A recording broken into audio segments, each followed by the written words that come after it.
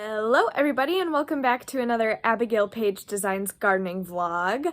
I am starting off this gardening vlog with just a little bit of the garden to-dos. You know, I had 3 of the leaves on my banana tree kind of bend over, and I just figured it was putting a lot of weight on the plant, and it is spring and you'd really want to start off with a strong foundation, so I decided to prune them off because they weren't going to make it anyways, and I'm pretty sure it just happened due to the stress of like repotting the plant, but overall the tree still looks perfectly fine. I just decided that pruning those off would be better, and then hopefully some new growth will start to come up for me.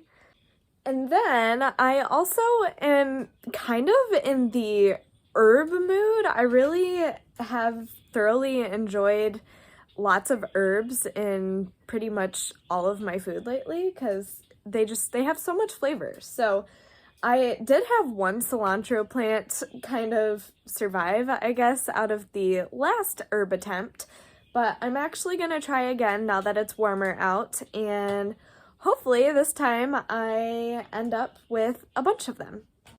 I was thinking about like my garden plans for the summer, and I'm really kind of thinking I'm gonna focus on flowers and herbs. I think that mastering those before I venture into the whole vegetable thing is gonna be the better route to go for me, seeing that I struggle with it so much. And then obviously the tropical plants is a whole nother thing. That's a whole nother realm, but I think that I'm going to stick with the herbs and the flowers this year. We will just have a beautiful, lush herb garden and beautiful flowers that we can admire and smell.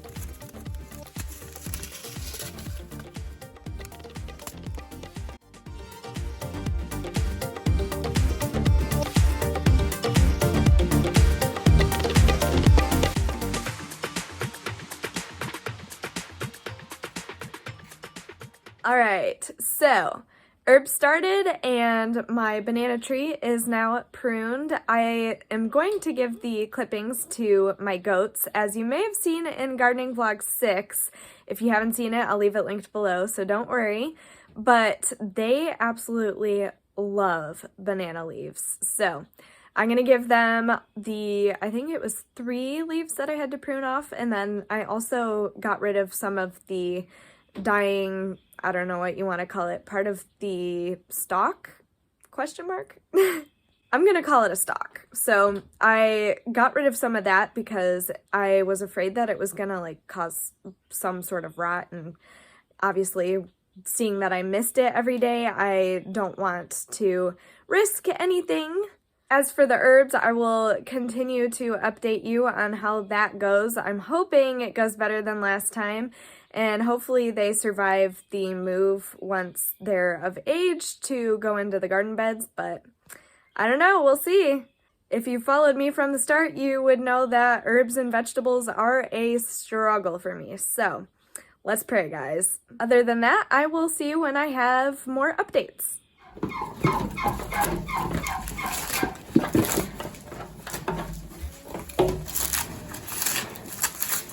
Yummy!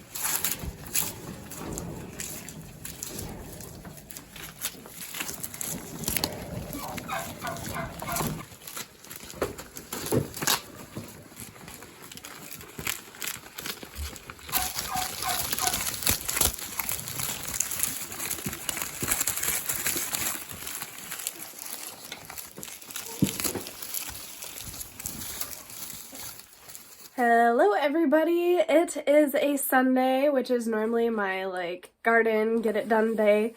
I have my coat on because I'm about to go outside and garden, but I figured before I go outside I should give you an update on my bathroom plants. That's not even quotes because they live in my bathroom, but it's been a while and there's been a lot of changes, so I'm going to show you guys. First of all, my African violets lost all of their flowers and then bloomed immediately after that. So both of them are nice and pretty right now. They don't have any bad flowers because they literally just bloomed. I absolutely love this guy. I love how it's got a little bit more purple and just hints of white. So cute. And then over here we have my sister's orchid that I kind of take care of for her. Blech. And I am kind of surprised because it lost all of its flowers. And I thought, oh, that was it. It's done. But I noticed that there's actually a teeny little bud, it looks like. Oops. Let me focus it. Yep, there you go. Okay, so there's actually another bud, and I'm thinking that it's going to rebloom, and I'm so excited to see if we get another display of beautiful white flowers. It's also getting a new leaf, so that's an extra bonus, which means it's growing, and it's healthy, and it doesn't need any vitamins. Now, my orchid back there is, I don't know, guys. I don't know what's wrong with it. It's got kind of like this purplish look to its leaves, and I'm not wondering if it's like deficient in something. I don't know. I can't figure it out. The only leaf that truly looks good is this guy right here. And yeah, I really would like if this yellow big one back there would just fall off, but it hasn't. So I'm just being patient, kind of letting nature do its thing with that one. It's been a problematic orchid from the minute I got it, so I don't know, I just let it do its own thing. My sister's violet is done blooming for now. It looks like it has some new growth though, so it might start to bloom again. I don't know, we'll just have to see. Back here, guess what? Oh my gosh, so this is Baby Jade, for those of you who don't know. And Baby Jade is not such a baby anymore. It has gotten a lot bigger in the past few weeks, and I think that's partly due to me actually feeding it with the Schultz's Cactus Plus fertilizer for, I think it's just, yeah, all cacti, which includes Jade's. So I have been giving it that about every other week when I water it, and I swear by it. Oh my gosh, it has seriously made this thing grow probably an inch every 2 months, I would say, which is, jades are pretty slow at growing, I've noticed, so the extra boost is definitely welcomed. But yeah, that is my bathroom plant update. I am about to go outside because I actually got a new rose bush, and I'm going to take you guys along with me today as I plant it. All right, I'm in the greenhouse now, and I also noticed something else that's very exciting, and I thought I would show you guys. You know what that is, guys? It is another leaf emerging from my banana tree, and I am so excited. I cannot wait for it to pop out, because guess what? That means that it took to its new pot, and it's doing really well. So that made me feel like a very good tropical plant mother this morning when I saw that little teeny spike sticking out. Everybody else is just growing along. I have my herbs that I planted, and those sprouted. At least my basil and cilantro did. My parsley is, yep, one did come up. Okay, so everything is sprouting. I will probably have to repot the cilantro soon. It's getting really big. Actually, if I have time today, which I leave for Florida tomorrow, so it's just been a little crazy. But if I have the time, I need to move those. There you go. Yeah, they've just gotten rather big for these little pots, and I kind of went seed crazy, so I see a bunch of them popping up. I have plenty of cilantro and quite a few basil too, which is very exciting. I love basil. Parsley I struggle with like crazy, but guess what? There is a parsley. I see it.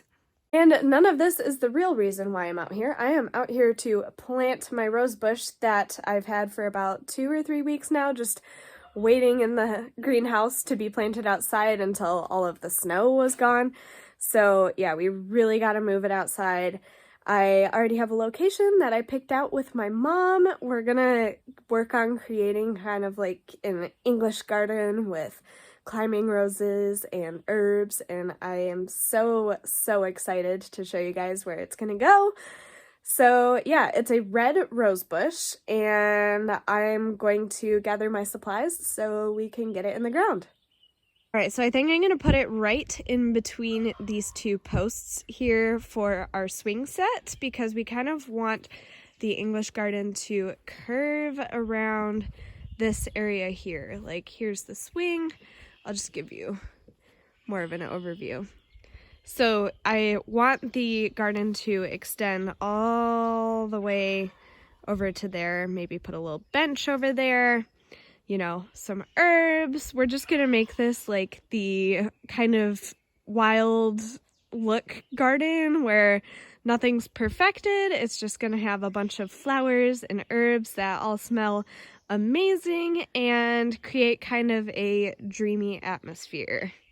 And the first rose bush that we're going to add is this Toro. It is a hybrid tea rose, and I absolutely love hybrid tea roses. I think they're a bit easier to grow than all the other types of roses, so I personally find that these require less maintenance than your other roses. I definitely recommend, with whatever kind of area you live in, doing research on what rose bushes do really well in your area, because some rose bushes will do better than others, and if they don't do well in your climate or your zone, then you will probably end up with a dead rose bush. So I always make sure to go with very hardy rose bushes that can survive cold winters and kind of harsh, I guess, weather just in general, you know,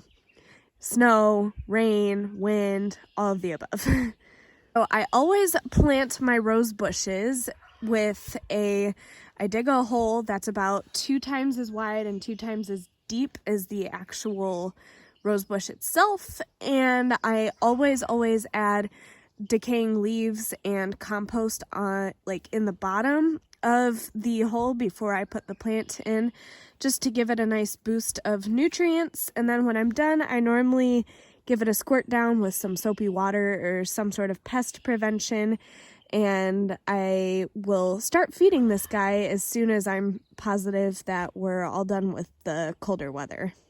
So let's go get some compost and a shovel and dig a hole. Before I could get the rose bush in the ground, there was actually a very inconvenient, I don't know, tree, branch, root, I don't know what it was, but it was right where I wanted to put the rose bush, so it had to go. And it was quite a struggle to get it out, too. I could not for the life of me cut through it. It was so thick.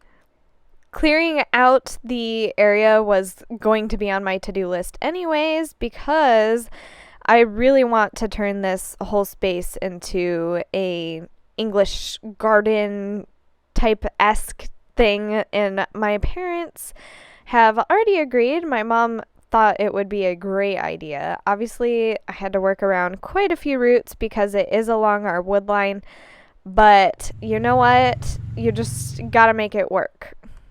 After toying around with stubborn roots forever, it was finally time to pull out the new no-name rose bush, and I'm not really sure why. I've never seen this before, but yeah, my rose bush came potted in like wood chips. It was really strange, but Yeah, so I just kind of mixed those in there. I'm not really sure if they were serving the rosebush any good, but I figured it couldn't hurt to mix some extra, I guess, nutrients into that soil because it has never been touched before.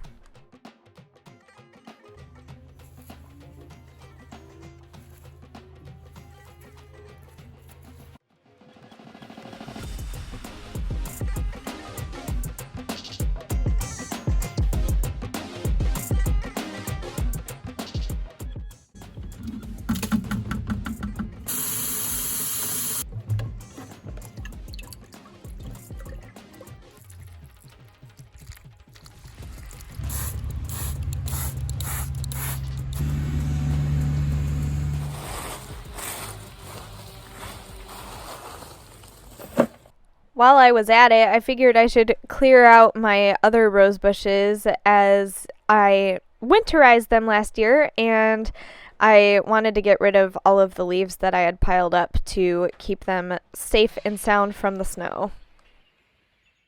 And the last task on the gardening to-do list was thinning out my herbs that had recently sprouted up, and some of them actually looked big enough to move, so yeah, I went ahead and moved them to some bigger pots.